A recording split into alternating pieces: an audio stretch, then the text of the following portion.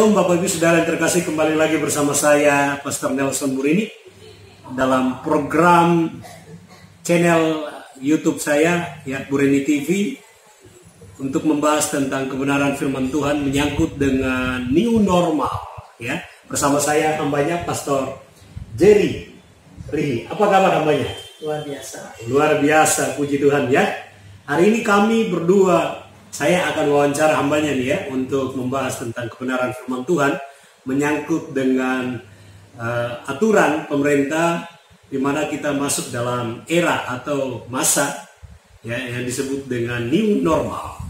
Jadi hari ini kami akan bahas apa hubungannya new normal dengan kebenaran firman Tuhan. Nah, hambanya akan menjawab pertanyaan ini ya kan.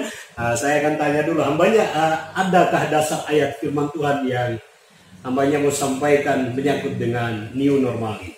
Shalom saudara saya yang kasih dalam Yesus Kristus. Senang sekali kita bisa jumpa pada hari ini. Hari ini saya mau bicara tentang new normal. Landasan kita ada di 2 Korintus 5 ayat yang ke-17.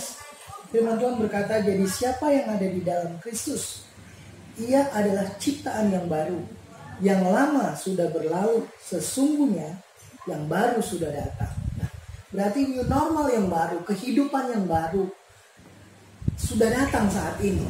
Kalau dulu mungkin kita bilang hidup kita ya new normalnya seperti yang dulu, tapi new normal yang saat ini tentunya berbeda. Begitu juga gereja Tuhan dalam menghadapi situasi-situasi saat ini new normal. Saya percaya ini adalah situasi yang diizinkan Tuhan untuk umat Tuhan bisa beradaptasi dengan situasi. Dengan situasi, jadi beradaptasi ya? Iya, karena kita harus mau tidak mau kita harus bisa beradaptasi dengan new normal yang keadaan yang saat ini ada. Jadi gereja, peran gereja sangat penting. Gereja bukan cuma bicara tentang tembok gereja. Gereja bukan bicara tentang new normalnya ibadah dengan liturginya. Tapi new normal yang Tuhan inginkan. Saudara, di tengah situasi COVID-19 ini, saya percaya ada satu pesan Tuhan. Tuhan mau bukan kita berada di dalam tembok gereja, bukan berada kita dalam situasi seperti kegiatan gereja, tetapi sesungguhnya yang Tuhan inginkan dari saudara dan saya membangun keintiman dengan Tuhan.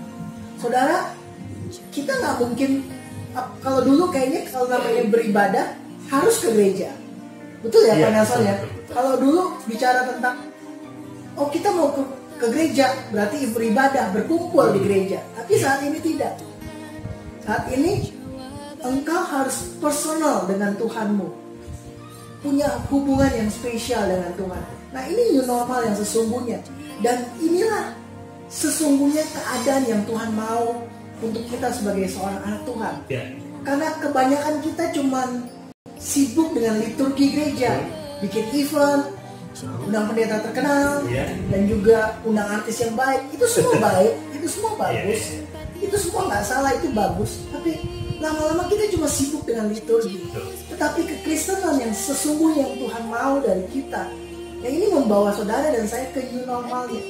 New normal bagaimana polanya Bapa dengan Yesus, pola keintiman Bapa dengan Yesus. Nah, pola inilah yang harus terbangun dari kita sebagai seorang percaya dengan Yesus, seorang yang sungguh-sungguh mau hidup di dalam Tuhan. New normal yang seperti ini. Jadi new normal, saya rasa ada gereja, tidak ada gereja, pastikan baik-baik. Engkau harus punya hubungan, signalmu harus selalu nyala dengan Tuhan. Oke, berarti bahwa penting memang beribadah setiap hari Minggu, tetapi dalam kondisi seperti ini justru ini menjadi sebuah tuntutan supaya kita secara personal membangun keintiman dengan Tuhan ya. Iya, betul. Itu yang disebut dengan new normal. New normal. Jadi yang misalnya ada jemaat Tuhan, umat Tuhan yang dulunya tidak biasa membangun hubungan dengan Tuhan, hanya aktivitas gereja, tiba-tiba dipaksa gitu ya, seolah-olah Anda kutip kayak dipaksa untuk membangun hubungan betul, ya. Kalau dulu kan kita pokoknya yang namanya beribadah harus ke gereja. Tapi kalau hari-hari ini di tengah situasi new normal, kita nggak bisa ke gereja. Keterbatasan bangku di gereja dikurangi, ya kan? Jaraknya, saudara, gereja juga sekarang punya tantangan. Mau mengadakan ibadah harus punya disinfektan, harus punya mesin Ya. pembunuh virus. Ini semua duit juga, tantangan juga buat gereja. Tapi saya mau bilang, Tuhan pertama kali menciptakan saudara dan saya, satu kuncinya, yang memperhubungan intim dengan saudara dan saya. Ya. Dalam tanda kutip hubungan intim itu secara spirit, rohani ya. Iya. Rohani. Kita harus selalu terbangun dengan Tuhan. Karena kalau kita terbangun dengan Tuhan, pastinya Tuhan akan tuntun jalan Ya, kita. tuntun jalan kita ya. Di tengah situasi saat ini saya banyak lihat saudara, ada anak Tuhan yang tetap dipelihara Tuhan. Amen. Di tengah, saudara bilang banyak orang di PHK, banyak orang mungkin mengalami usahanya bangkrut. Tapi saya mau katakan, kalau engkau hidup dituntun dengan Tuhan, dan engkau bangun keintimanmu setiap hari dengan Tuhan, maka hikmat Tuhan itu akan menyertai hidup kita. Amen. Maka setiap apapun yang saudara dan saya kerjakan, Tuhan bilang, dia akan menuntun jalan kita. Amin. Banyak kesaksian hari-hari ini. Saya punya satu teman, dia seorang garment, konveksi, tapi tiba-tiba Tuhan ubah dia. Tiba-tiba dia bisa punya ide kreatif, dan dia bisa buat masker. Nah, saudara bisa bayangin, Tuhan bisa buat apapun dalam hidup kita untuk memberkati kita. Jadi jangan pernah terbatas, wah saya sudah dipecat, wah saya sudah di PHK, wah usaha saya sudah bangkrut, terus Anda menyerah dengan keadaan ini. Tidak. Kalau Yesus di dalam kita, ada kekuatan roh Allah yang menyertai. Haleluya. Puji Tuhan, saudara sudah mendengarkan sedikit ya pesan-pesan Tuhan lewat hambanya Pastor Jerry Rihi. Dan saya mau bertanya lagi Pastor soal hidup baru di dalam Kristus. Dalam kondisi seperti ini, memang kehidupan baru itu yang dihasilkan melalui hubungan ya pribadi dengan Tuhan. Jadi otomatis itu terjadi ya. Otomatis. Nah, waktu kita membangun hubungan dengan Tuhan, otomatis yang lama. Tapi sebenarnya Pastor ya, saya mau bilang, saya bukan melarang orang ke gereja, tidak. Tapi saya mau bilang, saat situasi seperti ini, Tuhan ingatkan bagaimana awal mulanya. Awal mulanya Adam bisa bicara sama Tuhan. Itu karena keintiman. Kalau di Taman Eden kan Adam bisa berjalan dengan Tuhan. Betul. Itu karena keintiman. Tapi orang Kristen yang sekarang sibuk dengan ritual, kita sibuk dengan kesibukan gereja, aktivitas gereja. Tidak salah ya, tetapi itu nggak salah. Tetapi kadang-kadang kita melupakan esensi yang sesungguhnya. Kristen yang sesungguhnya, Yesus bukan datang buat bawa agama, tapi Yesus datang untuk membangun sebuah hubungan dengan kita, orang yang mengasihi Dia. Jadi hasil daripada hubungan itu akan menjadikan kita sebagai ciptaan baru. Nah, ciptaan baru itu kan continue, terus menerus terjadi melalui hasil hubungan, hasil proses Pastor. Jadi bukan satu kali aja pada waktu kita percaya Yesus, tetapi selama kita percaya terjadi yang namanya pembaruan dari hari ke hari ya. Karena kuasa firman itu yang bekerja.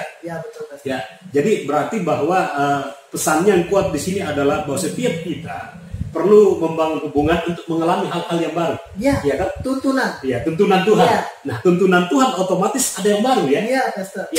Perjalanan bangsa Israel dari Mesir itu selalu ada yang baru. Penyertaan Tuhan itu selalu sempurna ya. Mujizat ada yang baru ya kan?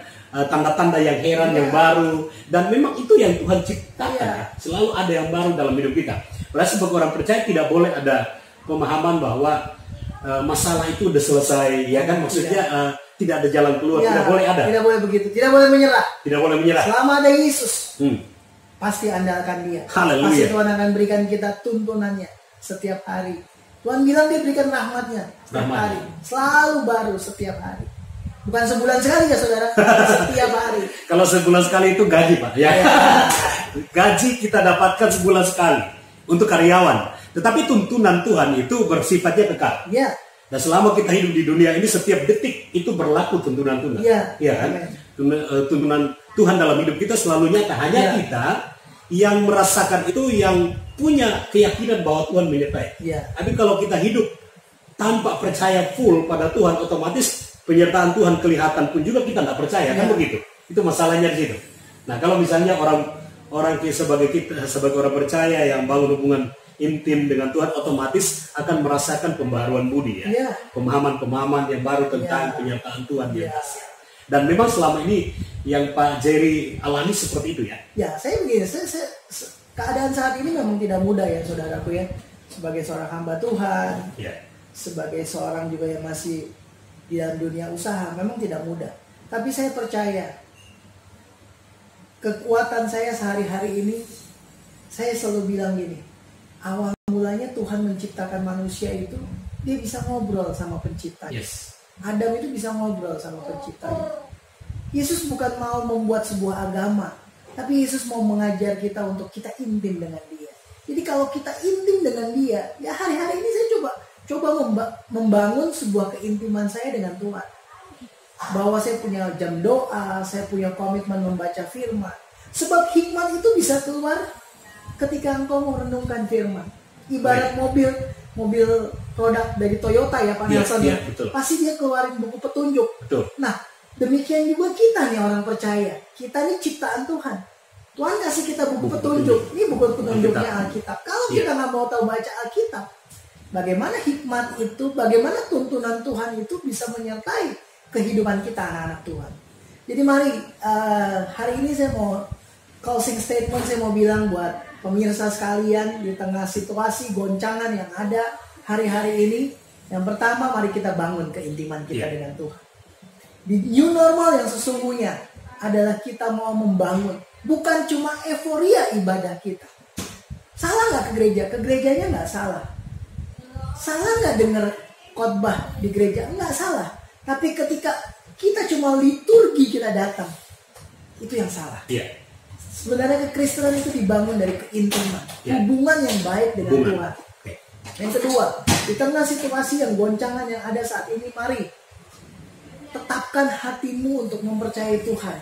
Kalau saudara menetapkan hatimu percaya dengan Tuhan, maka tuntunan Tuhan itu akan nyata buat saudara.